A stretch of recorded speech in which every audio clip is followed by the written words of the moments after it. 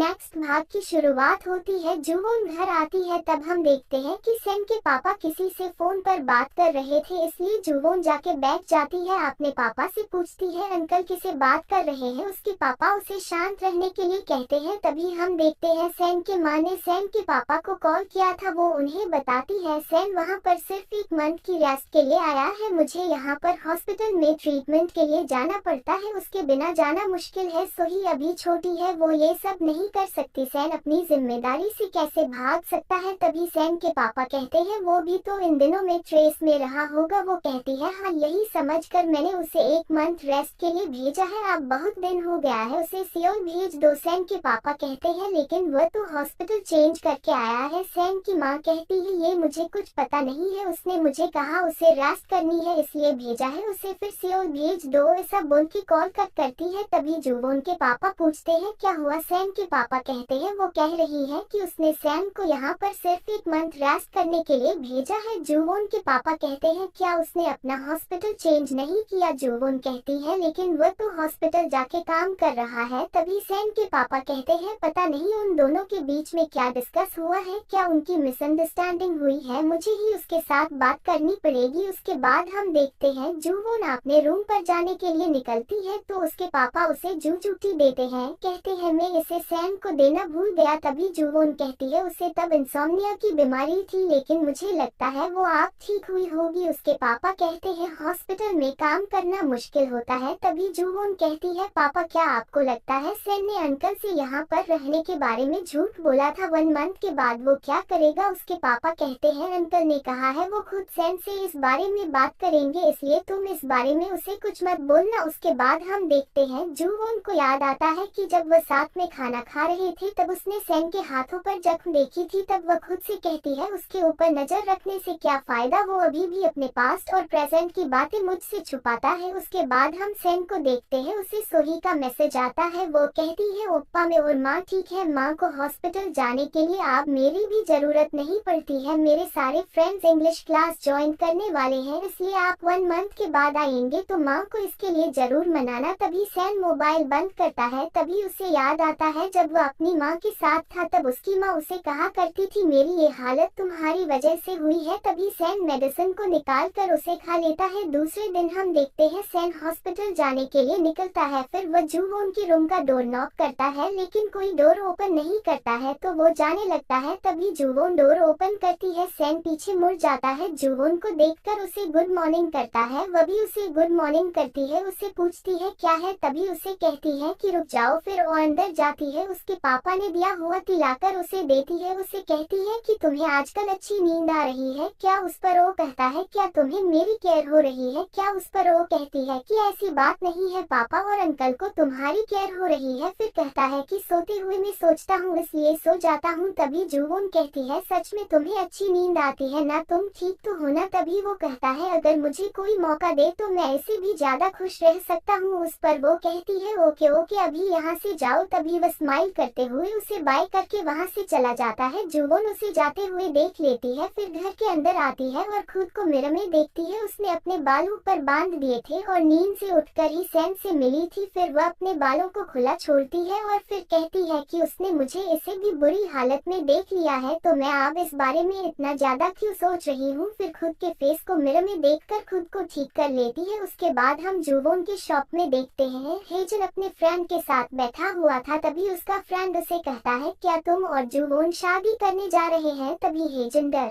से जुवोन की तरफ देखता है और अपने फ्रेंड को कहता है कि नहीं नहीं ऐसी बात नहीं है, यह विचार सिर्फ मेरे मन में आ गया बस एक पल के लिए। उस पर उसका फ्रेंड कहता है कि चाहे एक पल के लिए भी तुम्हारे मन में जुवोन से शादी करने का ख्याल आ गया क्या तुमने जुवोन को किस किया। उस पर हेजन कहता है कुछ भी मेरे मन में ऐसा ख्याल नहीं आया। तभी उसका फ्रेंड कहता है तुमने उसके साथ शादी करने के बारे में सोच लिया क्या, तुम्हारे मन में एक पल के लिए भी उससे किस करने के बारे में तुमने सोचा नहीं। उस पर हेजन सोचने लगता है। तभी उसका फ्रेंड कहता है कैसे हो तुम, मुझे बताओ शादी के पहले क्या जरूरी होता है। उस पर हेजन कहता है मैरिज लाइसेंस और डेटिंग। तभी उसका फ्रेंड कहता है डेटिंग करते वक्त क्या करना चाहिए। उस पर हेजन कहता है कितने सवाल करते हो। उसका फ्रेंड कहता है कि डेटिंग करते वक्त तुम्हें उसके हाथ को होल्ड करके उसको किस करना चाहिए। उस पर हेजन कहता है तुम क्या पागल हो गए हो। उसका उसका फ्रेंड कहता है कि तुम अपनी आंखें बंद करो और जुवोन के बारे में सोचो कि उसका फेस तुम्हारे फेस के सामने है, उसका फेस तुम्हारे क्लोज आ रहा है। तभी हेजन आंखें बंद करके जुवोन के बारे में सोचने लगता है। उसके सामने उसे जुवोन दिखाई देती है और वह जुवोन के फेस को टच कर रहा है, फिर उसके फेस को अपने हाथों से होल्ड कर लेता है। तभी जुवोन भी उसके फेस को होल्ड कर लेती है और वो इमेजिनेशन करता है कि जुवोन उसे किस करने के लिए उसके क्लोज आ रही है। तभी यह देखकर वो डर जाता है और जल्दी से अपनी आंखें खोलता है और कहता है कि मुझे यह सब कुछ बिल्कुल भी पसंद नहीं है, मैं बहुत ही गलत सोच रहा हूँ। उन दोनों की बातें चल ही रही थी, तभी उसके हाथों पर जुवोन आकर अपना हाथ रख देती है। यह देखकर हेजन डर के मारे अपने हाथ को पीछे करता है और उसकी तरफ देखता हुआ कहता है, क्या तुम्हारे अंदर गोश्त घुस गया है क्या जो इस तरह से बिहेवियर कर रही हो। तभी जुवोन उसे कहती है कि तुमने ही कहा था कि चलो हम मैरिज कर लेते हैं और मेरा फेस तुम्हारे क्लोज आ रहा है, क्या तुम्हारा दिल धड़क रहा है, क्या तुम शादी करना चाहते हो। जुवोन ने उसके हाथ को होल्ड करके रखा था। तभी हेजन उसको दूर करते हुए उसके ऊपर चिल्लाते हुए कहता है कि तुम मुझे टच मत करो, मुझसे दूर रहो। तभी जुवोन उसे कहती है कि तुम दोनों जो बातें कर रहे हैं वो यहाँ पर बैठे सभी लोग सुन रहे हैं, शॉप छोटा है इस वजह से सबके कानों में तुम्हारी बातें जा रही है। फिर उसके फ्रेंड के ऊपर गुस्सा करते हुए देखने लगती है, उसे कहती है कि तुम उसको ऐसी बातें सिखा रहे हो। उस पर वह कहता है कि मुझे पहले से ही पता है तुम दोनों एक नहीं हो सकते हो। उस पर और दोनों कहते हैं क्यों। उस पर वह कहता है मैं तुम लोगों को इसलिए सिखा रहा था जिससे तुम दोनों क्लोज आ सके। उस पर जुवोन और हेजन कहता है तुम कितने झूठे हो और झूठी बातें बोलना बंद करो। तभी वह कहता है मुझे बाहर कोई बुला रहा है, ऐसा बोलकर वहाँ से भाग जाता है। तभी हेजन जुवोन की तरफ देखता है तो जुवोन गुस्से से उसकी तरफ देख रही थी। यह देखकर वह डर जाता है, फिर धीरे से उसे कहता है इसमें मेरी कोई भी गलती नहीं है, उसने ही मुझे ऐसा सोचने के लिए फोर्स किया। उस पर वह कहती है अभी की सिचुएशन की वजह से मेरा मूड खराब हो गया है, इसका कॉम्पेंसेट तुम्हें करके देना होगा। वो खुश होकर कहता है बताओ मुझे क्या करना चाहिए। उसके बाद हम देखते हैं कि हेजन जुवोन की शॉप को क्लीन कर रहा था। तभी जुवोन वहीं पर बैठी हुई थी, उसे कहती है कि तुम अच्छे से क्लीन नहीं कर रहे हो, जोर लगा के क्लीन करो। हेजन करता है। तभी जुवोन कहती है कि नहीं तुम ठीक से नहीं क्लीन कर रहे हो, क्या मुझे फिर से तुम्हारे हाथ को होल्ड करना चाहिए। वो कहता है नहीं, उसके बाद क्लीन हो जाता है। तभी वह कहता है मैं इस पानी को कहाँ फेंक दूं। तभी जुवोन उसके पास आती है और उसे कहती है कि पापा तुम्हें यहाँ से नहीं जाने देंगे क्योंकि तुम्हारे यूएस जाने के बाद तुम्हारा कमरा उन्होंने वैसा की वैसा ही रखा था। मैंने उस कमरे को मेरे बुक्स रखने के लिए मांगा था लेकिन उन्होंने नहीं दिया, वही उस कमरे को क्लीन किया करते थे। वह कहते थे कि तुम जब यूएस से वापस आओगे तो तुम्हें उस कमरे में सोना होगा क्योंकि वह तुम्हारा कमरा है। तुम उस बात को भूल जाओ जो मैंने तुम्हें कहा था कि हम फैमिली नहीं है। क्या कोई भी सिस्टर अपने भाई के 10 साल में एक बार भी वापस न लौटने की वजह से उसके ऊपर नाराज नहीं हो सकती है क्या। हेजन कहता है तो